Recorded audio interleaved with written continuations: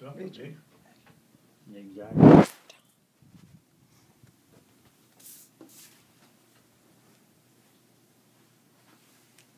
Move.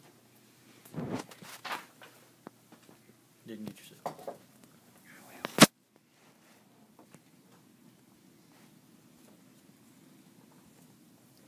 Do you believe that all research studies are fair, accurate, and conducted without preconceived opinions? In an article published by the National Association for Multicultural Education in 2011, written by Azure Smiley and Robert Helfenbein, titled Becoming Teachers, The Pain Effect, changed my opinion about the integrity of some of these research studies.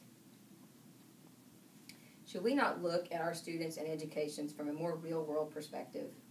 There is much to be learned about our students and their personal struggles that only experience can teach us.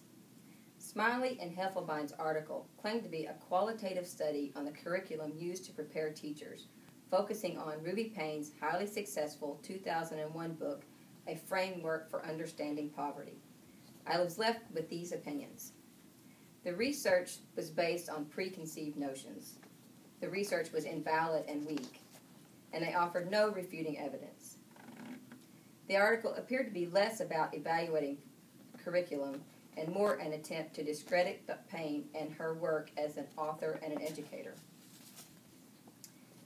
Many derogatory comments were included, and some were more personal than professional.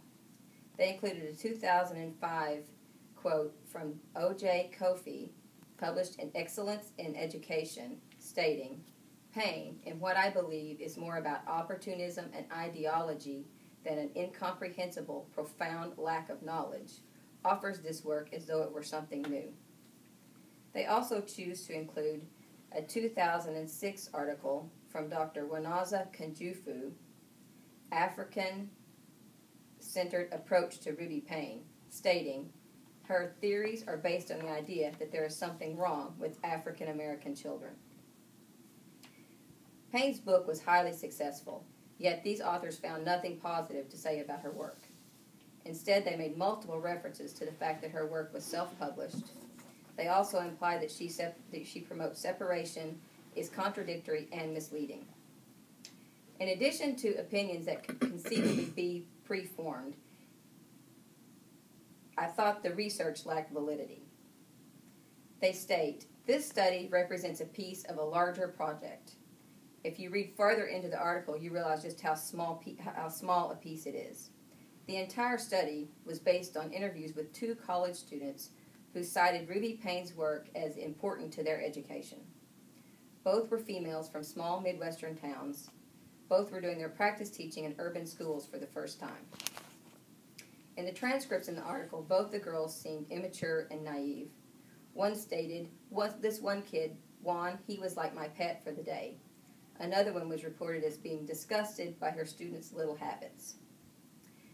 In an article that can conceivably be seen to be biased, with research based on only 2 subjects, you would think that the authors would have included some response from the other camp.